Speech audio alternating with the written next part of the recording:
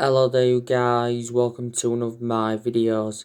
Going to be giving you my starting 11 prediction for our game against West Ham in the FA Cup 5th round. So like I mentioned on the preview, I think Ole Gunnar Solskjaer will make some changes from the 3-3 draw with Everton recently. So I think Dean Henderson will come in goal for David De Gea. I think Dean Henderson at some point will become our number one. I think he's reliable enough to become our number one because obviously he has got that experience behind him. I think it was before the start of this season, Dean Henderson signed a 6-year contract with Man United.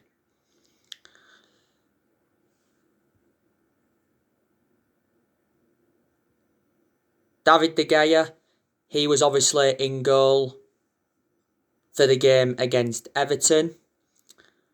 And I presume he would have been criticised because obviously David De Gea made a bad mistake for Everton's first goal. Obviously David De Gea palmed it straight to Doucouré's feet. And he was beaten far too easily for Dominic Calvert-Lewin's goal in the 95th minute. In the last couple of years now, David De Gea has made a lot of calamitous mistakes. But a few years ago, David De Gea was regarded as the best goalkeeper in the world. But yeah, he is going to remain our number one for at least this season. This is David De Gea's 10th season at Manchester United, so he has been a long servant. So anyway, Dean Henderson in goal for this one. At right back, I'm going to go with Wan-Bissaka. Wan-Bissaka is really improving. He's getting forward more. He's taking players on at the edge of the box. He's getting in good positions. His crossing's also improving. And he's always been superb defensively. This is Wan-Bissaka's second full season at Man United. Wan-Bissaka put a good performance out against Everton. Obviously got an assist in the game. He got the assist for Bruno Fernandes's goal. The two centre-halves, I'm going to go with Victor Lindelof and Harry Maguire. I thought Victor Lindelof was poor against Everton. Had a lot of shaky moments. Lindelof could have been punished in the game against Everton because he did make a howler, I think, in the first half. And I certainly prefer Eric Bailly to Victor Lindelof, but I don't think Bailly's going to be available for this game because he has got an injury again. Too injury prone is Eric Bailly. Harry Maguire, I don't think he was that good against Everton either. Played Dominic Calvert-Lewin onside.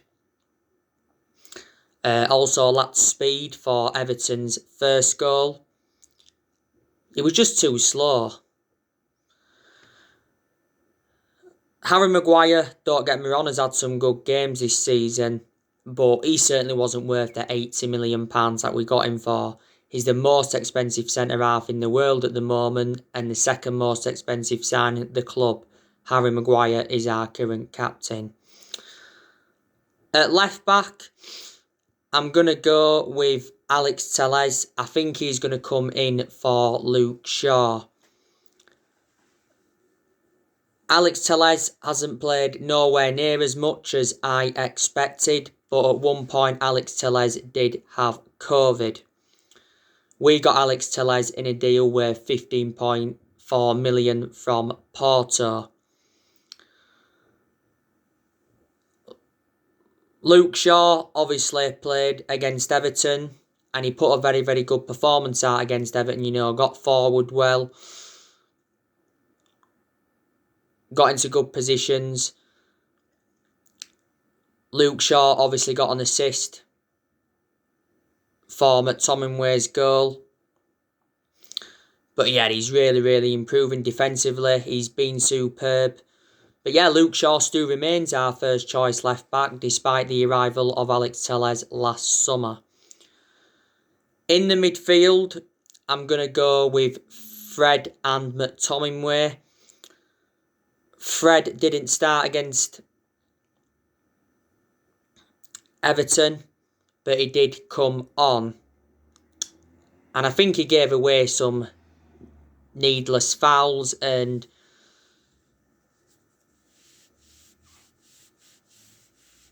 missed a couple of big chances.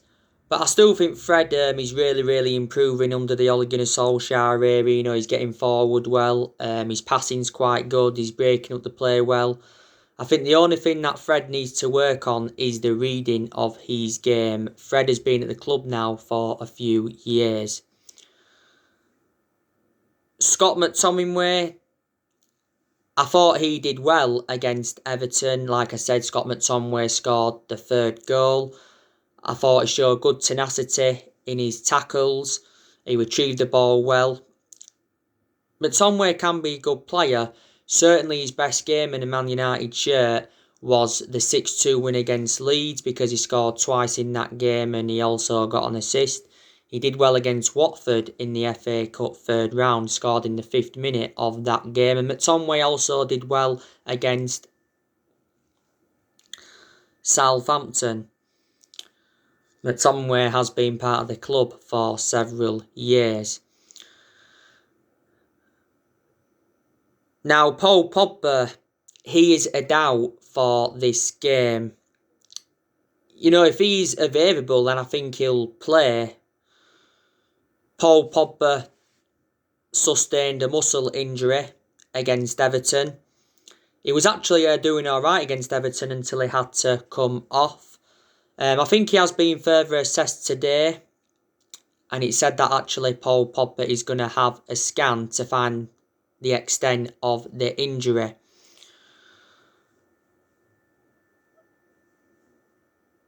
The vast majority of Paul Pogba's performances have been very good since he came back from that ankle injury that he had earlier on in the season. He was out for the vast majority of last season with an ankle injury. So he sustained a few injuries at Man United. Don't forget, Solskjaer recently said that Paul Pogba is happy at the club. And we've held talks over Paul Pogba's future, and Solskjaer suggested Pogba could sign a new contract at Man United. You know, so he could stay potentially past the summer, but there's also a chance he will leave Man United in the summer. So yeah, like I say, Fred McTominay, ahead of them to Bruno Fernandes. Bruno Fernandes played against Everton, obviously scored a fantastic goal against Everton. He dinked it over Olsen. He was like 25 yards out, and Bruno Fernandes had other chances in the game. In most of Bruno Fernandes' games at Man United, he has been very consistent. There's only been a few games where he has looked off the pace. He recently said Bruno Fernandes is planning on spending many years at Man United after his 12-month anniversary. But Fernandes denies that he needs a rest because he wants to help the club win trophies. He won Player of the Month for December, but he's won that now quite a few times, reflecting on his good performances. But yeah, our best player and the best signing we've made since Ferguson. We are 3 months into contract talks with Bruno Fernandes. Bruno Fernandes' current contract expires in 2025. There's also an option to extend his contract for a further year. We initially paid £47 million for him in January of last year, but the overall cost is just over £67 million with add-ons included. On the left-hand side, I'm going to go with Marcus Rashford. Marcus Rashford obviously played against Everton. I thought Rashford put a good performance out against Everton, you know, got some good runs in behind. Got the assist for Cavani's first goal. But he did have a few chances, you know, that he didn't convert. You know, when Rashford gets in front of goal, sometimes, his decision making's poor, his passing's poor, and his finishing is poor. We just need to keep Marcus Rashford out wide because that's where he's more effective. Need to keep him on that left-hand side because I don't think he's as good on the right as he is on the left. Rashford has been a United player since the age of 7 and he's been in our senior squad since 2016. On the right-hand side, I'm going to go with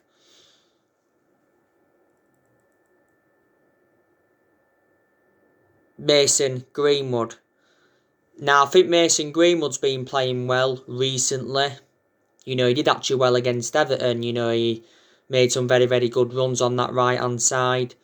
Greenwood is also good at creating chances. But despite his good performances recently, he hasn't scored. Because, Greenwood didn't only play well against Everton, he also played well against Southampton.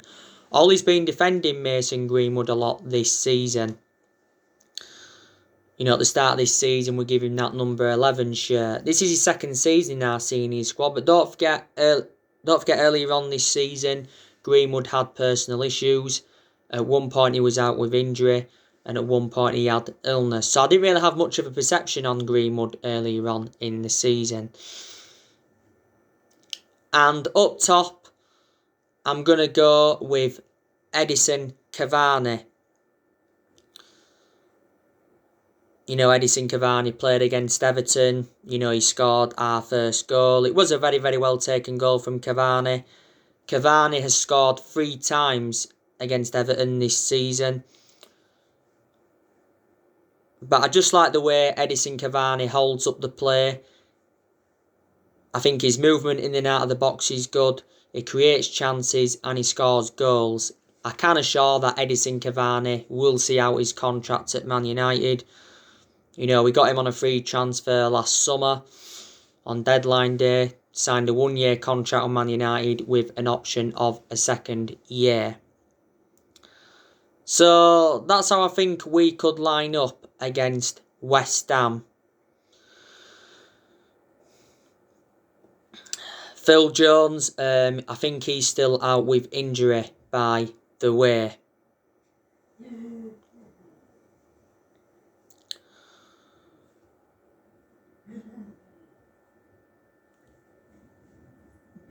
But this will be a tough game against West Ham. Like I've said to West Ham are enjoying a good season. They're certainly exceeding their expectations because no one expected them to be in the position that they are in right now. I think they're sitting 5th in the Premier League. And David Moyes, he's doing well in his second spell with West Ham. So Chelsea won? I don't know. The draw? I don't know.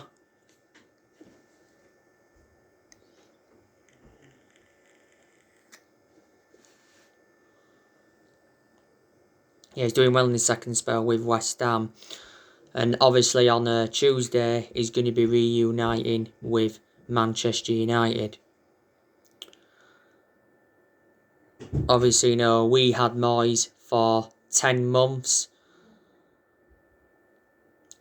Was obviously very inconsistent under Moyes. We finished 7th under the David Moyes era. That's the lowest we've finished in the Premier League era. West Ham recently drew 0-0 with Fulham. Obviously, Souček got sent off in that game.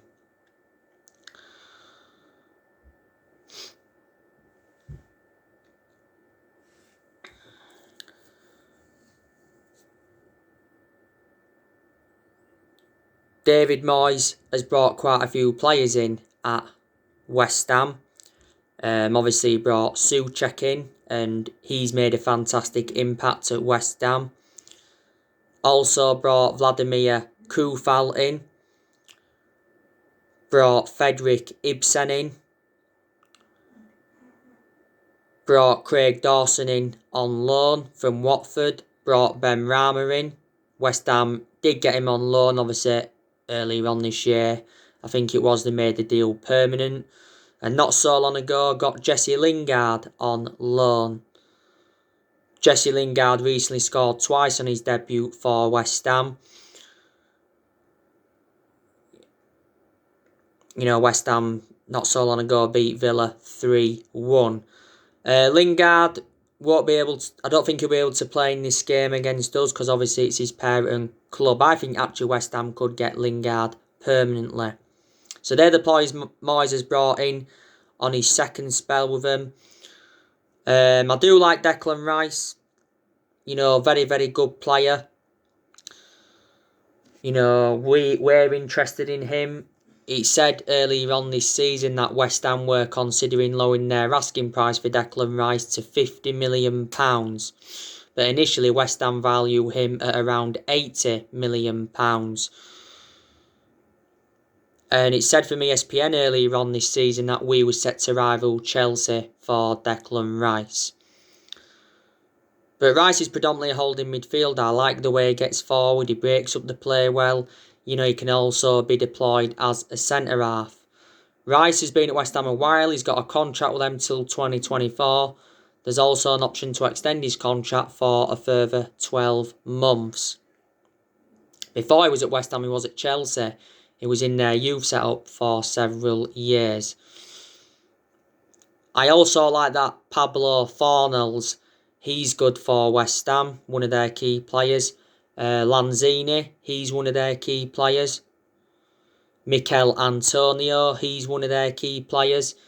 They've obviously got that Jared Bowen. Mark Noble is still at West Ham. He's been there a while now as Mark Noble. I think West Ham have got a very, very good left back in Aaron Cresswell. I think he's probably like the third or fourth best left back in the Premier League. They've got a very, very good centre-back in Issa Diop. I like him. I think we inquired about his availability before. West Ham have obviously got Ryan Fredericks, who's pretty good.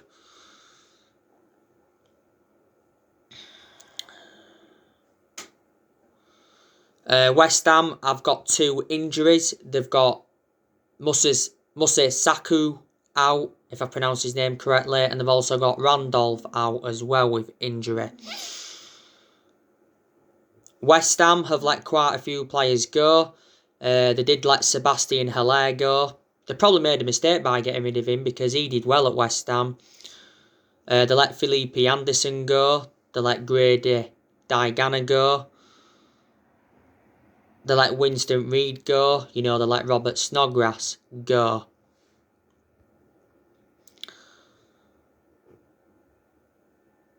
And I think they also let Andy Carroll go.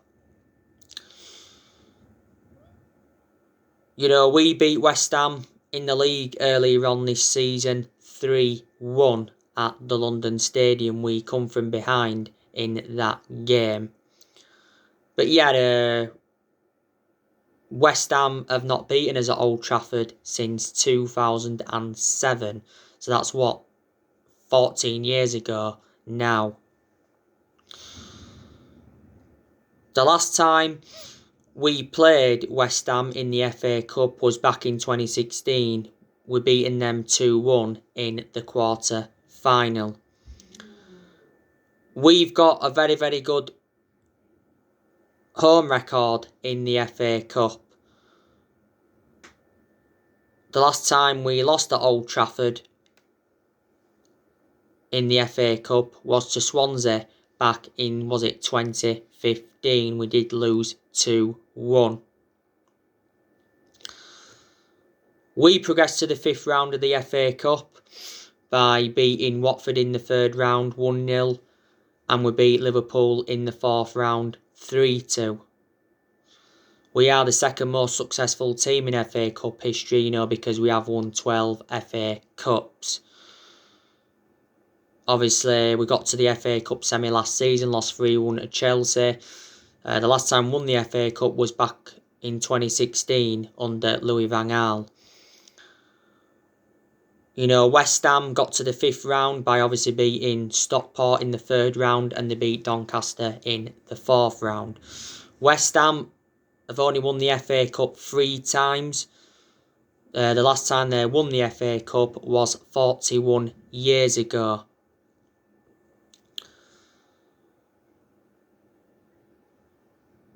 But I am really, really looking forward to this game. Obviously, our next game in the league is West Brom. And we should be winning that because West Brom are relegation fodder. Then obviously after West Brom, it's Real Sociedad in the Europa League.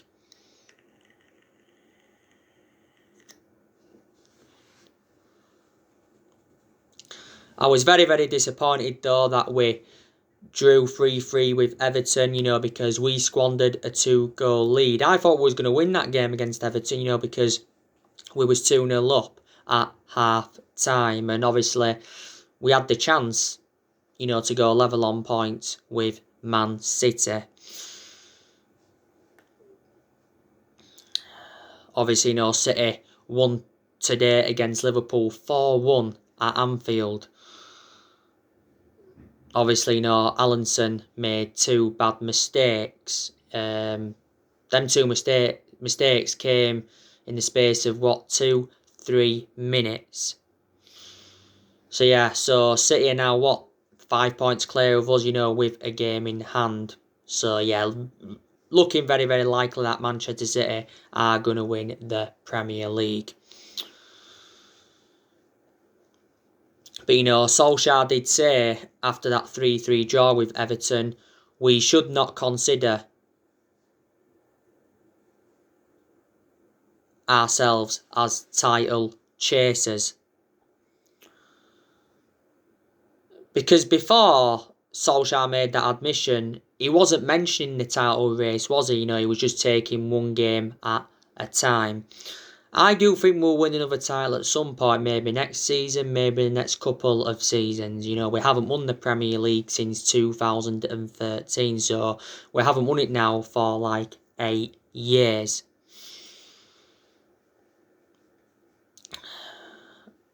I still don't know if Ole Gunnar Solskjaer is the long-term manager for Man United, but I can assure he's going to be given at least another season at the club. This is his second full season at the moment.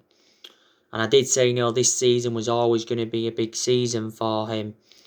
And he knows how important it is to get his first trophy on the board as Man United manager. Because we haven't won a trophy now for 4 years. And a club of our stature need to be winning trophies. The FA Cup, like I said, is a chance of a trophy. The Europa League is a chance of a trophy. But I think Ole Gunnar Solskjaer's made very, very good progress at Man United. He has brought consistency back because, we didn't see consistency for a while, did we? Let's be honest. We was unbeaten in 13 Premier League games in a row to Sheffield United beating us. So that just shows the progress we've been making. We beat Southampton 9-0. First time we'd scored 9 goals since the 9-0 win against Ipswich back in 1995, which is 26 years ago.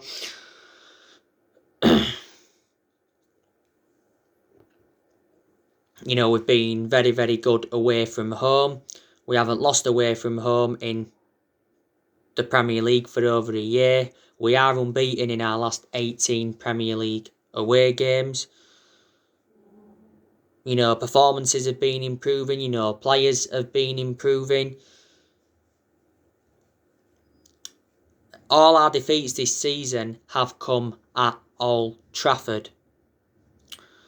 There's still a few things, though, that Solskjaer needs to do at the football club. I think he's got to, identify his best 11. Because he doesn't know his best 11. I know our best 11. I think he's got to give Donny van der Beek more opportunities. And he's got to get his selections right persistently.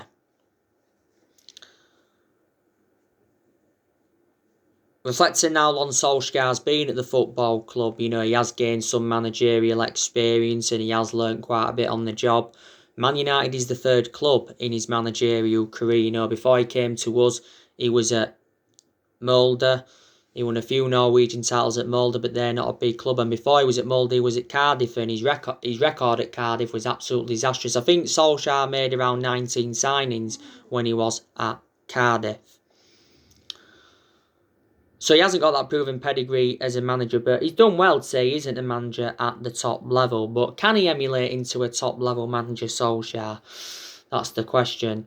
But we do deserve credit for sticking with him, because he could have easily have been sacked, because we have endured bad periods under him. You know, earlier on this season we was poor. First part of last season we was poor.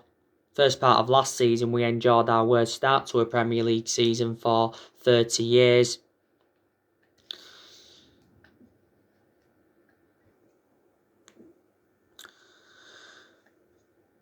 But I think for us to be genuine title contenders, we've got to start beating the top 6 sides in the Premier League, and we've struggled against the top 6 sides, haven't we, this season? We certainly need more signings, and I'm expecting us to make signings in the summer transfer window. Solskjaer did say, though, our summer transfer plans could be affected because of the coronavirus pandemic. I think we probably need to make 3 or 4 signings in the summer, and I've already given you the areas where I think Manchester United need to strengthen up. But yeah, it needs backing in the summer, because I think the transfer window Solskjaer's endured so far, he has not been backed enough, let's be honest. And Woodward's promised Solskjaer that he'll back him. He said towards the end of last year that he'll back him with a long-term plan centred around summer transfer windows. And don't forget, even when we was enjoying them bad periods under Ole, you know, Woodward came out and assured that Ole Gunnar Solskjaer's job is safe. But the board has been one of the biggest problems at the club for a while. It was a very disappointing January transfer window for us. You know, we only saw one arrival, and that was Amad Diallo Traore. It won't be long now till he's in the first team squad. He's made 2 appearances for the under-23s.